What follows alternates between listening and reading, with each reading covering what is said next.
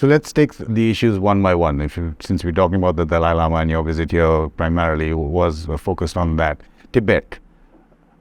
I remember either reading or seeing an interview of yours from late last year where you were possibly lamenting the lack of focus on Tibet, or the spotlight on Tibet had kind of fallen off the grid. What is the situation currently in Tibet according to what you know? Well, the situation in Tibet, I think, is continued and indeed intensifying repression. Of course, Tibet is the place that has suffered probably longer than all the other elements in the book, because it's suffered repression ever since the invasion in 1950.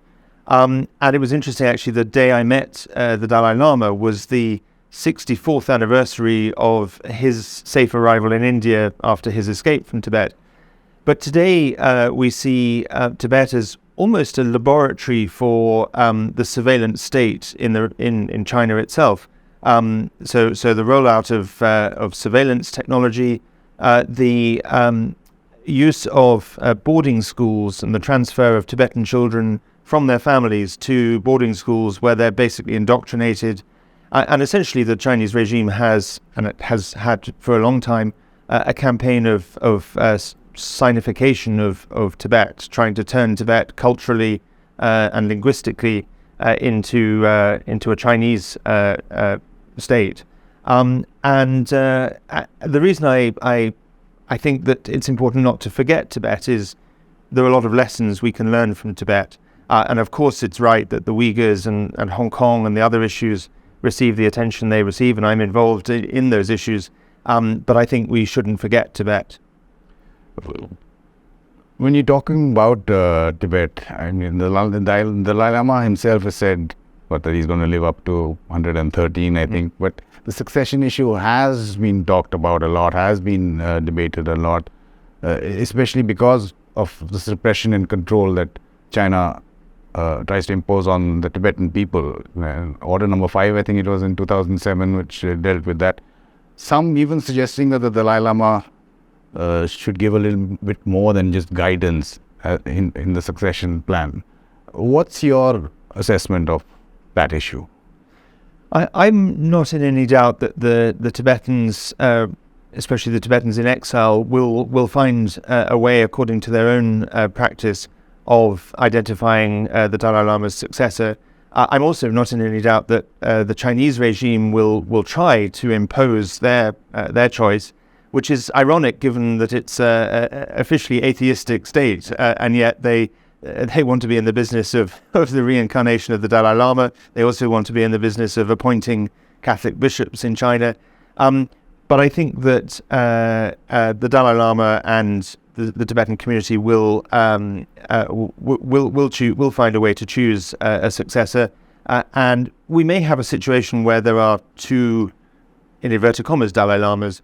But I hope the international community will be clear that it's the Tibetans' choice that we recognize, and not Beijing's puppet choice.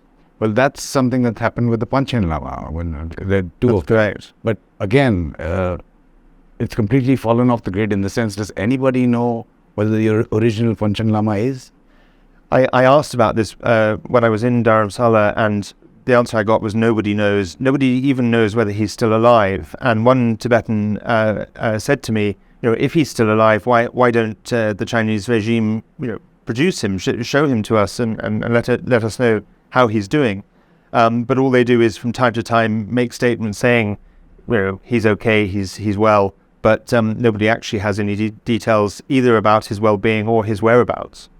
It's interesting what happened very recently when the Dalai Lama introduced the reincarnation of the Khalkha Jetsun Dhampa Rinpoche of Mongolia. Explain the significance of him doing that in the larger picture of what we've been just talking about.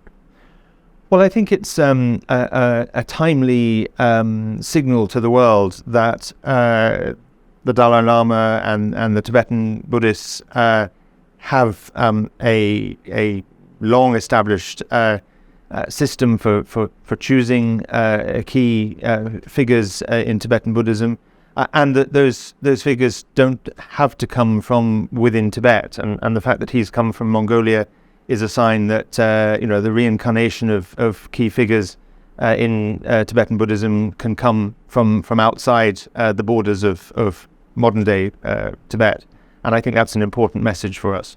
Your sense that you've got either on this trip or in your other experiences of the Tibetan youth, the new generation, is there a problem with this patience?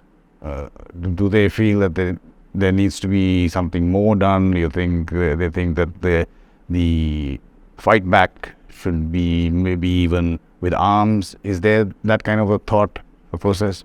I didn't encounter that particular thought, and actually what impresses me deeply about the Tibetan cause is just how both reasonable and non-violent and peaceful it is. And they would have every reason after all these decades of repression to be looking to more radical action, but I certainly didn't encounter that.